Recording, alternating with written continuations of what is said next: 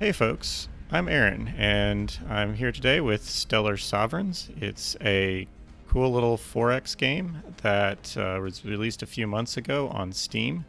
It's been in development before that, but they just recently released a new patch, and I wanted to do a Let's Play series on this one because it's got some pretty cool ideas, and it's based a lot on Sword of the Stars, which is kind of uncommon in the 4X realm. So for this first episode, I think we'll just spend some time talking a little bit about the background and how the systems work, and kind of getting us set up for the rest of the gameplay. One thing to keep in mind, Stellar Sovereigns is a much slower paced game than a lot of 4X games. So it can take a while before things really get going, and there's a lot of exploration that goes in there before that, and management of planets, and getting yourself set up for once you meet other empires. So let's go ahead and create a new game. While all the different factions in Stellar Sovereigns are pretty much just aesthetic choices at this point, they do have a fair amount of variety in the things that we can select. There's, I think, 3 different ship sets that are available for us. Personally, I like the Astral Space Corps ships best, so we'll go ahead and go with those. And to make it a little easier to see, we'll go with yellow. And there's a lot of different player emblems on here, which is kind of cool. That looks cool. For our empire, we're going to go with the Federation. So there's a lot of there's several different bonuses you can give yourselves starting the game with, like, additional resources, starting with more than one system, or other types of bonuses. We're not going to do any of that, and we're also going to leave mineral density, damage, combat timer, tech costs, and opponents difficulty all set to the defaults here. One thing we are going to change is these 3 guys here, and this basically sets the difficulty for your primary antagonist for the first part of the game, and that's your pirates, a group called the sectoids, and a group called the machine AI. So we're going to go ahead and set both those, or all 3 of those, to include the encounters and waves. Bases means that they have specific regions that they start out at. The pirates have a base outside of the galaxy at various locations. The sectoids have battle stations around certain green stars, and the machine AI starts around a black hole. And that means that they'll have, like, those bases there. We'll also be able to run into them at various systems earlier in the game that we'll have to deal with those encounters. And then last of all, the waves of, like, the expansion of the sectoids to other systems, and the machine AI sending waves of ships at you. Now, as far as the actual galaxy, we've got a lot of different options here. The default random gives you a good bit of choices to kind of have a lot of depth and distance between things. I'm going to go ahead and choose spherical. 60 stars is pretty good, but we can go all the way up to 150 or down to 30. Maybe we'll just do 50 this time. No, 60 is probably... let's do 65. And what we can do here is we can drag these sliders, and this will kind of change based on the type of galaxy you've set as to what exactly it does. But in this particular one, it's kind of spreading them out in a certain way with a certain amount of space between them. So we're going to go ahead and give ourselves more space vertically, but we'll keep some of the distance here. That way we'll have maybe a little bit closer of star locations for us, so it won't take too long to get to our explore different systems. the next piece here is this setting. This kind of changes the type of planets that you'll find. So if you have it set to average, we should end up with a lot more livable planets, ones that are good for us to colonize here. And then medium is the number of orbits that are kind of in each system and how many planets you'll find there. We'll leave those both as they are. So that all looks good. So let's go ahead and get started. We'll enter our name here. And once we get going, one of the first things that we have to do is select our starting fleet. And this is one area where the game is kind of interesting because you have all of our ship types here at the beginning of the game.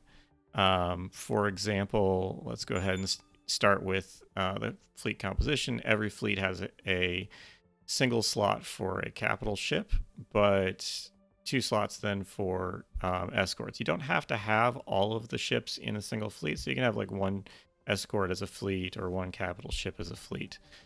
It is kind of important which ones you pick, and some of them are a lot harder to use than others. We have a lot of different, there's quite a bit of variety between how the ships perform too, and starting here, you can see that each one has internal structure. This internal structure is kind of like the hit points of the ship, and once you lose all of the armor on a section, that starts getting damaged. And when that reaches 0, your ship is destroyed. The second thing is your reactor output and capacity. Capacity is kind of like a battery, how much you can store.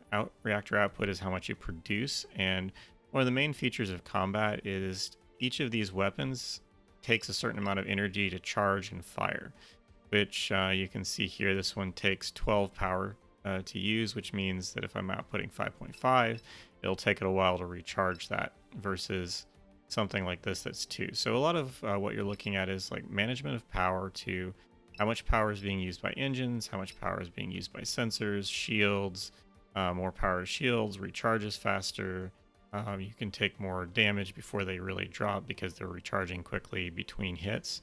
But it also means you're firing less because you've got less energy left to be able to charge those weapons. Let's see. Deep space sensors refer to how far away on the galaxy map you can see stuff. So let's go ahead and take a look at some of these ships and then pick one out. We have on here 6 sections. There is basically 200. Sides are pretty strong. Front left and right's a little bit, and rear left and right are probably a little bit low. Let's see. Our cruiser. This one is our carrier, so it's carrying a bunch of interceptors, which can go out and attack things as well. That's kind of nice. Our cruiser. This one is one that I like a lot. It has pretty solid, more armor.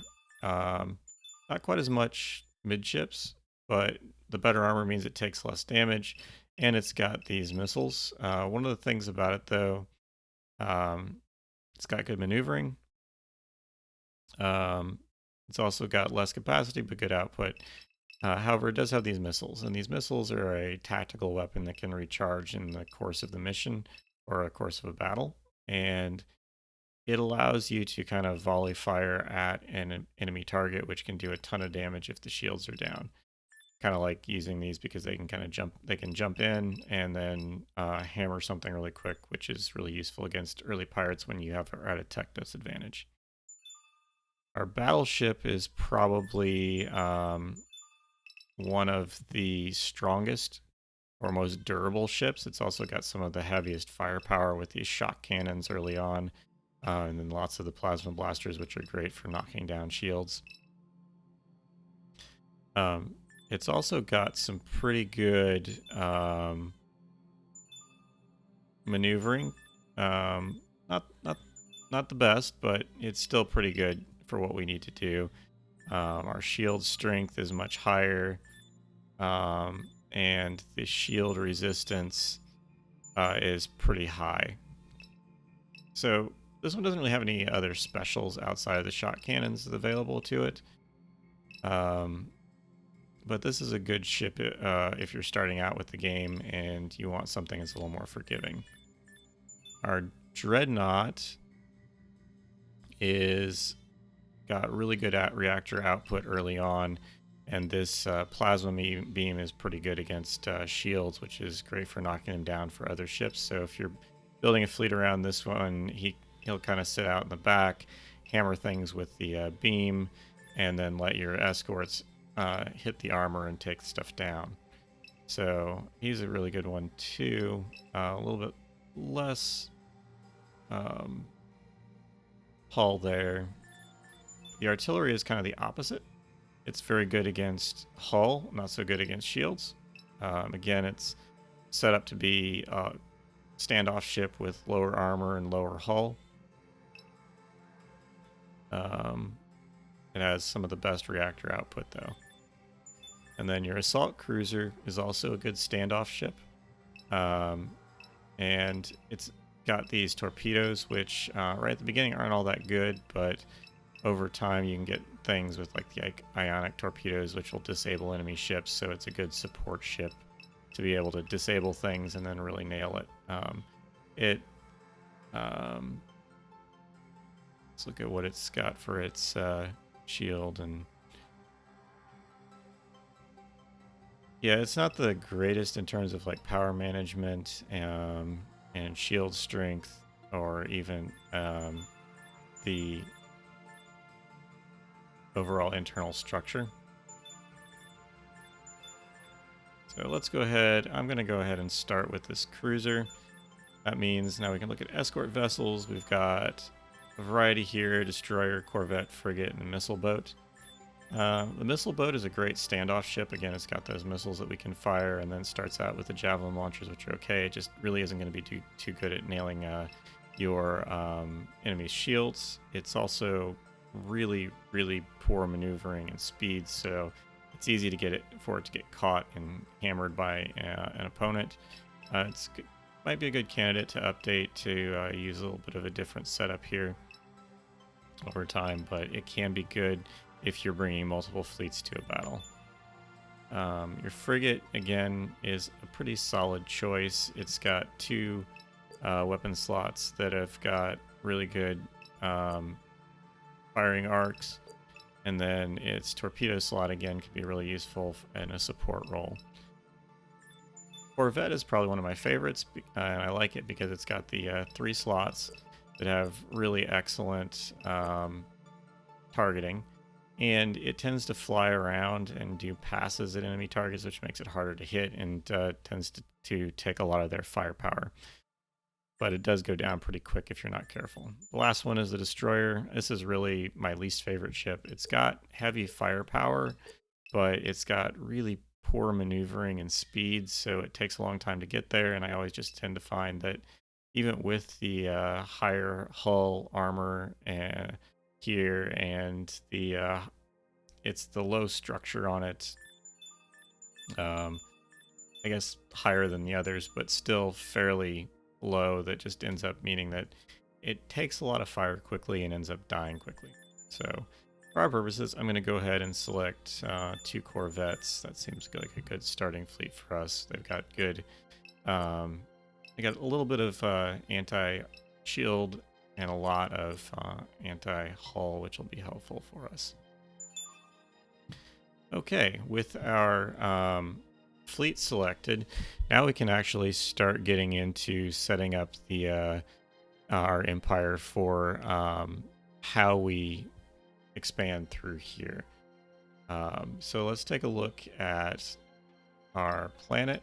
Our first planet is Xantu Prime, and you can see that we've already got a decent amount of population. We got some population growth. The environment is really solid for development. It's our capital world, but the rest of our outside of population growth really isn't all that impressive.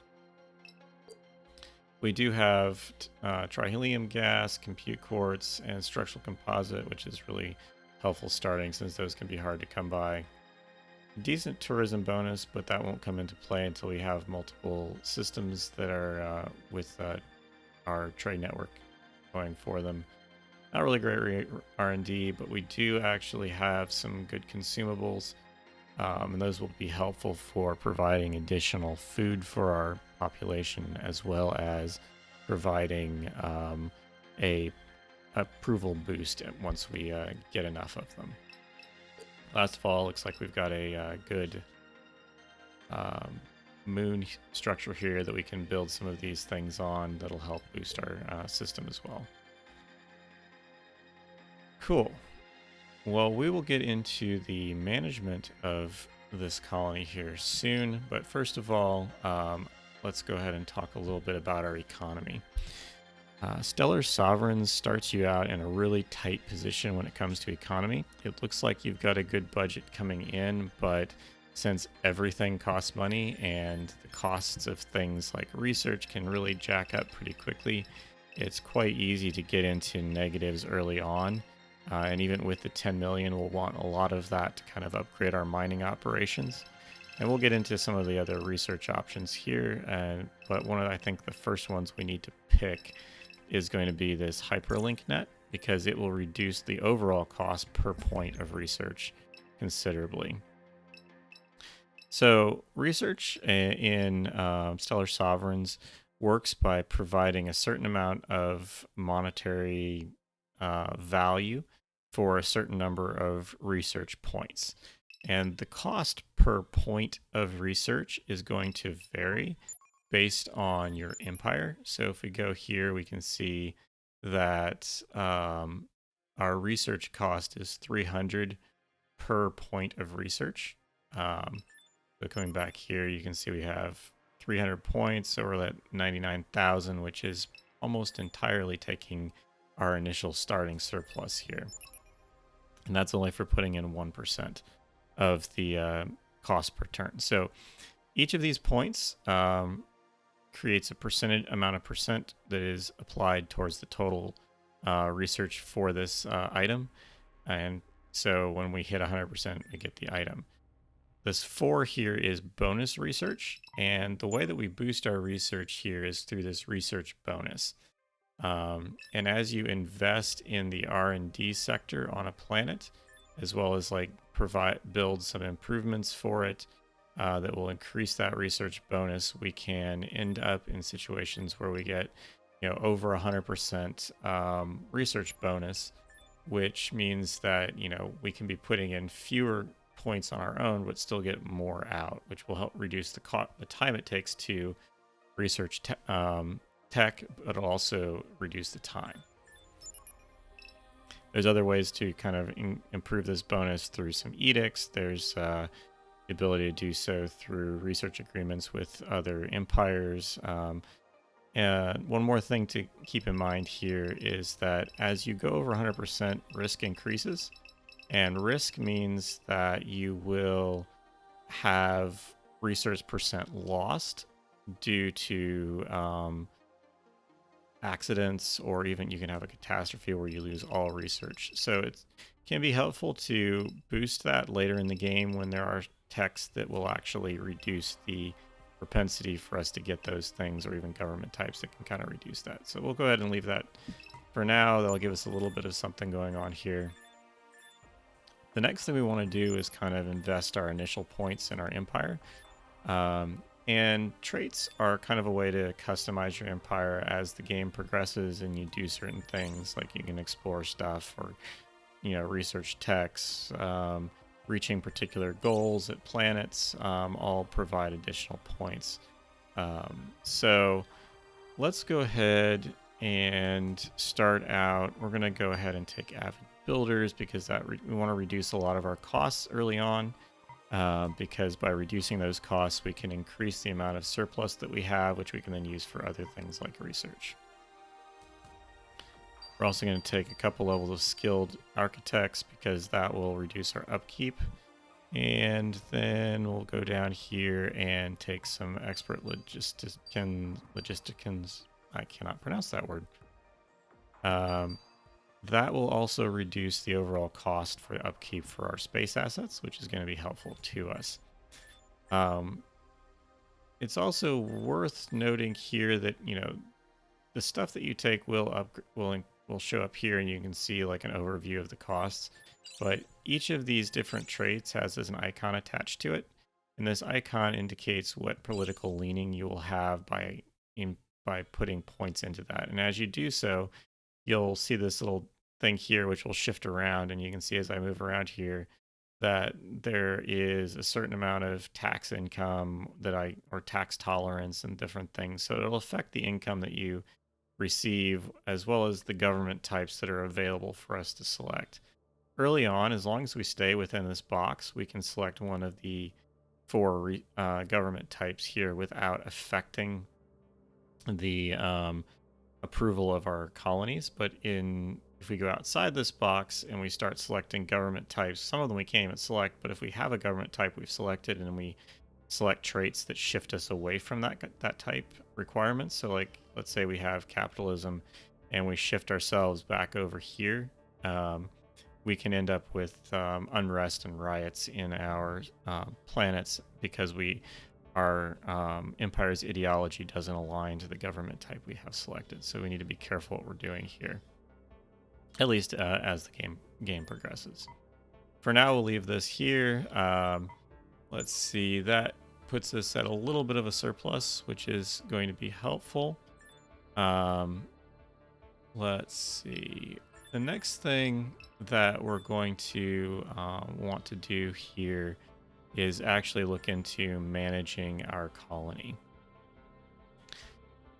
Stellar Sovereigns works a little bit differently, I think, than quite a few of the 4X games out there.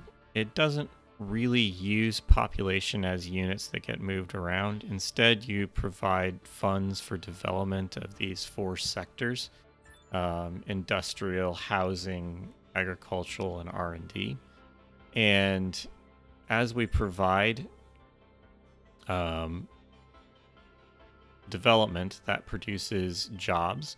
And as you can see here, the employment per industry, so each unit we have, you can see for industrial gives us 5 jobs, agriculture is 2, and R&D is 9. If you look here, we're getting about 4,100, 4,200 colony or population per turn. And so we need to both identify like how much population we need or development we need for our housing sector to manage the increased population, because if we have too much or have a lack of housing, that will increase our pioneering factor, which will mean that we'll have more people that want to be moved off-world or colonize new worlds, which can be useful if we're trying to do that, but it's also a problem if that gets too many people, because we won't have places for all of them. The second thing we want to keep in mind here is that if we run out of jobs, we start increasing unemployment. Unemployment is going to cost us money based on our empire's government type. So if we look here, you can see our unemployment is going to cost us 25 credits per population unit. Well, we don't really want to do that, so we want to make sure that the jobs that we're creating are enough to manage the colony. Second thing is, or the next thing that we want to look at here is the ordering. So we can choose the order that our new population units go into these sectors. In this case, it's going agriculture, R&D, and then into the industrial sector. So what that means is that once a sector is 100% filled, the next sector will start to fill up with those jobs. So we don't really need to add a lot here yet, because we do still have a good bit going. We've got 50,000 food, which is good. So I'm only going to add about 100 here. So 100 means that we get 200 jobs, and then we get about 300 food for each of those additional, or 3.4 food per unit. So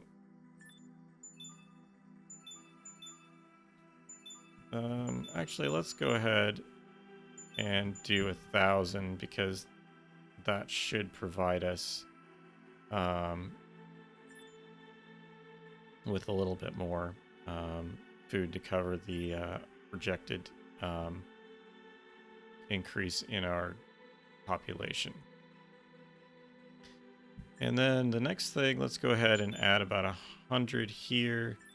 It's important to note that these different sectors have a utilization factor, which means that if you have development, but that development doesn't have population in jobs for that sector, you won't get as much out of the sector in terms of like the production of these resources as you would at 100%. And the lower your utilization, the lower the production you have. So it's kind of good to try to balance that so you have really high utilization.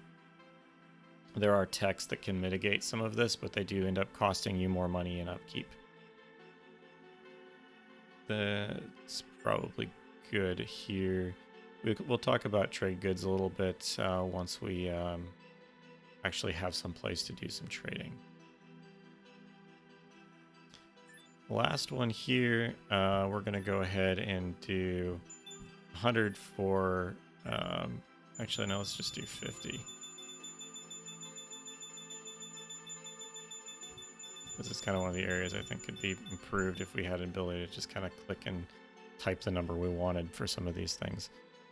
I'm only doing 50 because you get 9 per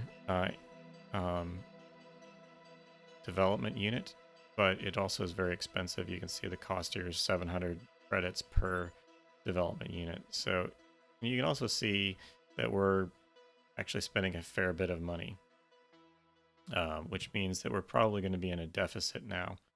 And that means that we're going to have to raise our taxes slightly to manage that. And that should be enough. Yep. We don't want to raise our taxes too high because that will impact our approval. And as the approval factor goes down, if we don't counterbalance that, it will significantly impact our growth, and we'll have to use things like these edicts or the stimulus to boost population. Stimulus is a one-turn thing. You can add multiple percentage points to it to like really significantly improve it for the either by reducing the taxes, which improves approval, increasing the population growth, pioneering, which since it grows at a high enough rate, I almost don't think this is really necessary. And then same for your military recruitment, since that's also fairly easy to get from other options here. Okay, I think the last thing to talk about is the governors. I'm doing a lot of this manually right now because manually allows me to really get ahead of the curve when it comes to things like housing and food, so that I have space to be able to move colonists to other colonies. The governors do a really good job of like slowly managing the growth of your planets and keeping them growing naturally, but they don't really leave a lot of room for you to be able to do things like, build up an additional 10,000 housing units or have enough food to use a planet as a kind of like a breadbasket to feed other planets. So if you don't really care too much about a planet, or you're kind of starting out with the game, it's probably wise to use this because it'll take care of a lot of it. And I just screwed up everything I did here. But basically the way this works is up until 100%, it will use all of your tax revenue for that planet. But if you go above that, you can say plus, which ends up saying that it can use more and more of the revenue also generated by your empire as a whole to do this, to like manage your planet. So let's go ahead and get this back in place real quick.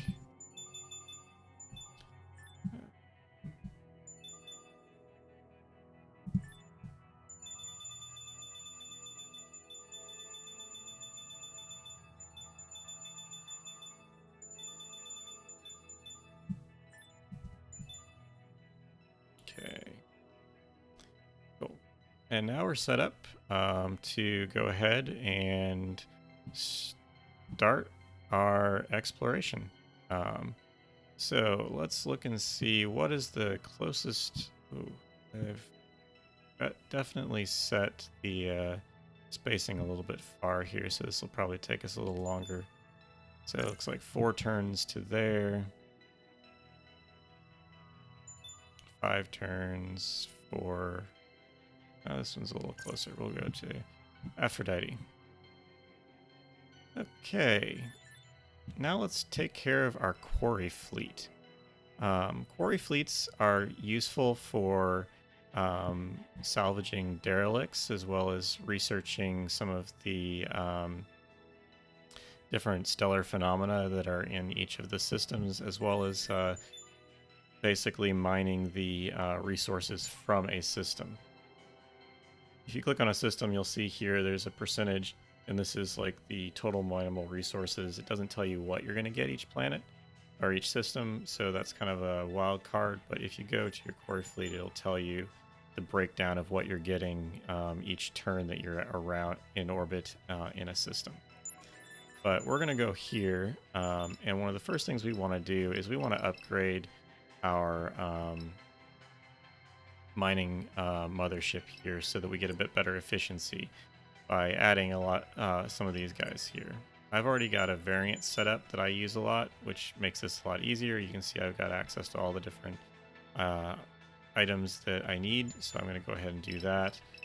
Doing this just adds it, so I'm going to go ahead and click to add these, and you can see now that I'm running low on the trihelium gas, so I'm going to hold down Alt, which lets me pay money and buy this from the market to be able to do that.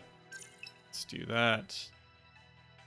And I'm going to have to buy a little bit of stuff here and that. And there we go. So I will eventually add mining barges as well, but right now they're too expensive because I don't have the resources for them. You can see I'm missing a lot of structural composites, the trihelium gas, and some crystals, which means that if I try to buy those, it's over what I have in my budget, so I can't do that right now. Okay, cool. I think the last thing we need to do before we end this episode is to go here to our survey manager. Each of our systems that we visit will have different interesting things for us to look through. It looks like in this one we have some wreckage, which is kind of cool. We also have our asteroids that we can look at, and then the sun and our homeworld. So let's go ahead and get started here. I think it's important for us to let's see, the Achilles, our colony ship can do that. Hades, our mining mothership, can do it as well. So we'll start with that. That gives us 1 turn to do it. Let's see. Xanthu Prime can also research this, but it'll take less time with the Achilles, so let's do that. And Aphrodite, our capital ship, is heading out, so we're not going to do that. Okay, cool. I think that takes care of all the things that we need to do to get started for this game, and we'll talk about some of the other systems as we go. But let's make sure we're still going to be in the green. Good. And we'll go ahead and advance the turn.